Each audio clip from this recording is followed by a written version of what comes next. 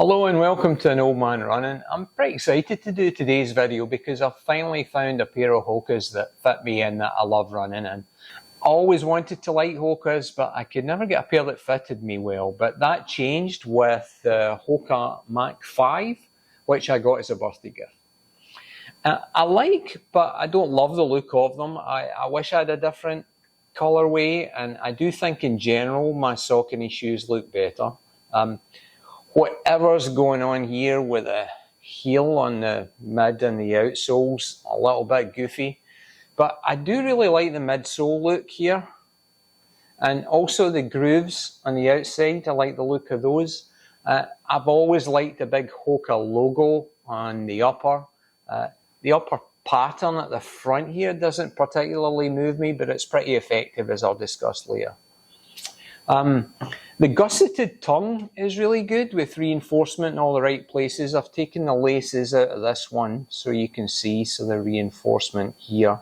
And I've had no problems at all with shifting or with lace abrasion like I do in my Adidas.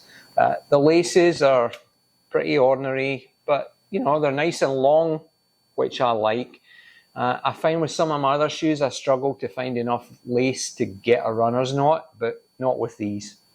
The shoe locks down really well with the combination of the laces and the tongue and this heel area, which is really well reinforced all round. The heel counter here looks like it might be too bulky, but it's fine, and I kind of like how snug it feels.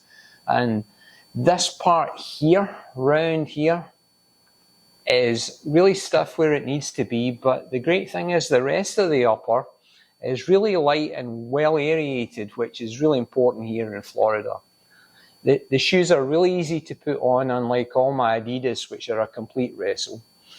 The outsole gives a great grip, but as you can see, it's pretty unprotected, and I think in large part this is why, for its bulk, the shoe only weighs 8.2 ounces, but the price of that will be a quicker wear than on my Sauconys. The drop is 5mm on a stack height pretty low of 29, 24, both of which are a nice sweet spot for me. I've now run 11 times, an average of 10k per run, and I just love running in these shoes. In fact, I reach for them now over my Saucony range for anything up to half marathon distances, and from anything from easy runs to tempo runs. Here's how I've used them. I started with them when I was building back up from injury. I ran 6 3.2 to 4.5 mile runs, and overall paces ranging from 8:56 to 9:41 per mile. These are runs I would have used Saucony Ride on the road for previously. As I started to get fitter again, I went a little longer in the shoes. I did an 8 mile, then a 12 mile, then a 7 mile run. Paces from 9:32 to 9:53. My final two runs in the shoe were a nice contrast. I had a super fun fartlek style 11 mile run at an average pace of 8:42, but which had some sub 7:47 minute miles to finish.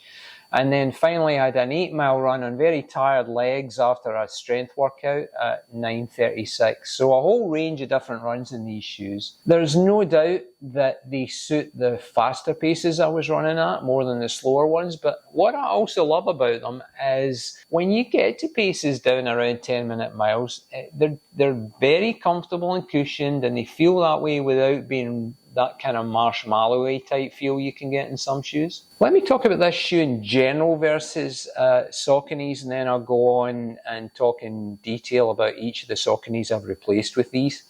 I mean, Sauconys have been my training shoes of choice, but as a general comment, Saucony shoes feel tight. Not as like tied too tight or too narrow around the foot tight, but tight like a tightly tuned guitar string. They feel efficient, like a German car, that kind of tight way they feel.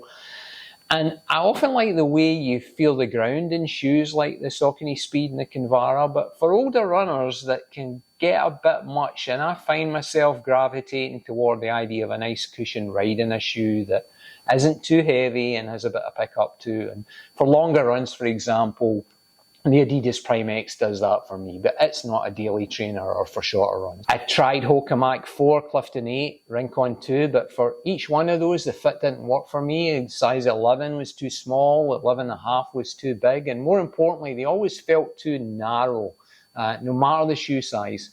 Without exception, each of these three shoes rubbed up against my small toe.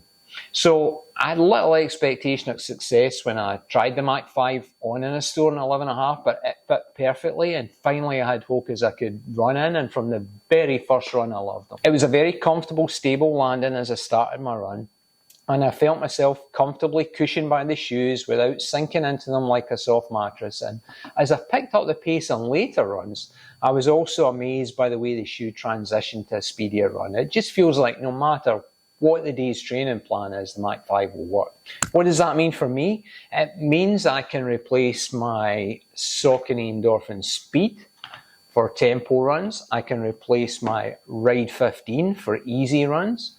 I can replace the Kinvara 12 for runs on the beach.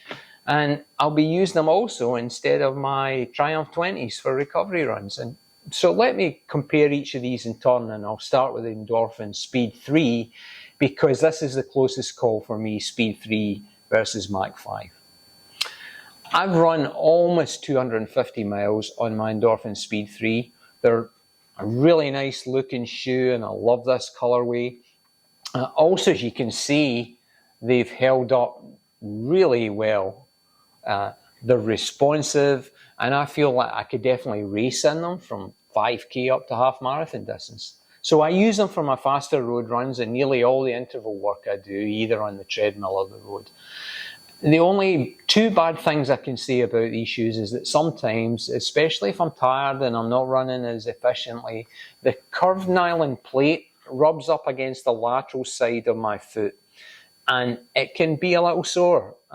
And secondly, the rope-like laces here, they look really cool, but they tend to get loose. I don't think they're particularly great laces. I like the Mach 5 better than the Speed for three reasons. It's generally got a more comfortable feel.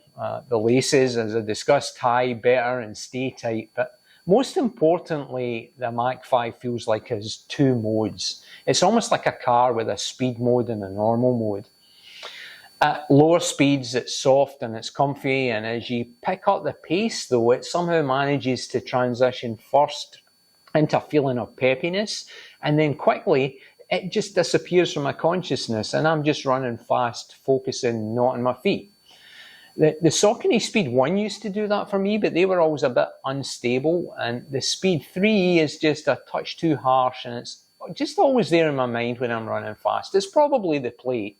And it's just nice not having that presence of a plate in a faster shoe. There is one use case where I think I'll continue using the Speed, and it's on treadmill intervals. Look at the profile of these two shoes. Like, although they're both identical weights, the Mach 5 is longer, and it just feels bulkier than the Speed. I like a more nimble shoe in a treadmill, and I think the Speed gives that. Another good reason for alternating these two shoes is that I think it's pretty commonly recognised that the Mach 5 will wear out at a much faster rate than the Speeds, and it would be hard to look at these two shoes and say which ones have done 241 miles and which ones have done 68. Let me talk now about the Mach 5 versus the Saucony Ride 15. I've got almost 200 miles in these, and again, they've held up really well, though not quite as good as the Speeds.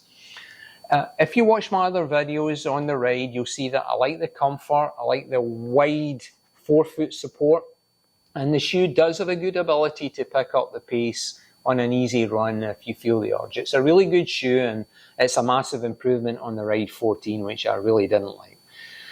With all that said, there is no running situation where I would prefer the Ride to the Mach 5. It's 10% heavier, it feels less cushioned at low speed, it's definitely not as responsive, and it doesn't really disappear on my foot at speed. It's no contest here in terms of performance. The argument for the Ride 15 is on cost and on wear. You can get the Ride 15 now for $80 or less, and by all accounts, the Ride 16 isn't a much more significant upgrade.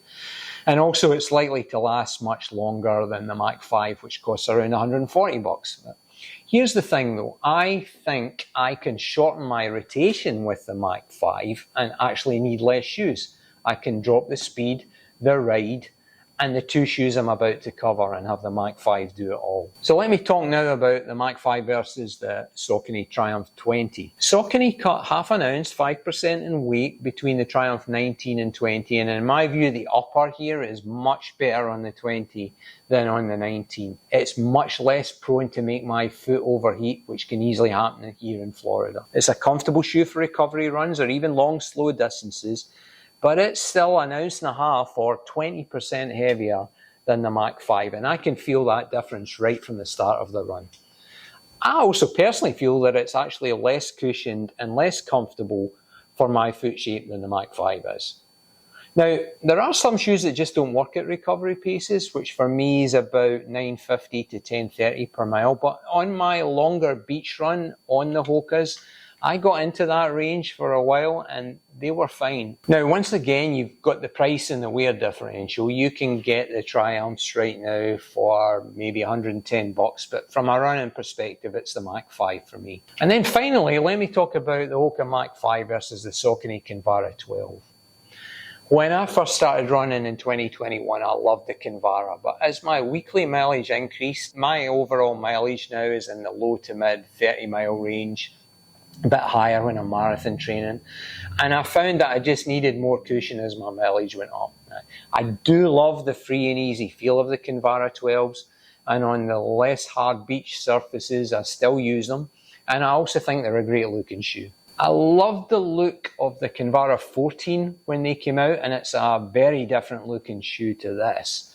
And I actually went to buy a pair for beach running, but I knew immediately when I saw them that the new mesh holes on the 14 are just way too wide and would just let too much sand in. So reluctantly, I kind of needed a new type of beach running shoe, and the mesh on the ride is too wide. So I tried the Mach 5 on the beach and they were fine.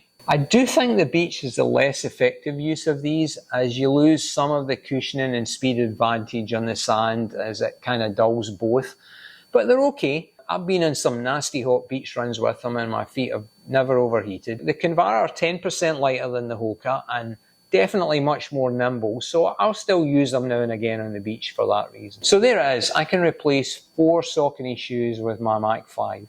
I definitely will not rebuy the Ride and the Triumphs when they get worn out, and the Kinvara 12 won't be available soon. Time will tell whether I replace the Speed with the Mach 5. I think it will come down to how many miles I can get out of the Mach 5, and I'll keep you posted. If you have questions, comments or disagreements about my review today, please leave them in the comments. If you enjoyed the video, I'd be grateful for a like, and please consider subscribing. I combine shoe reviews with my thoughts and experiences on training and racing as an older runner, and I hope to see you soon again on An Old Man Running. Thank you.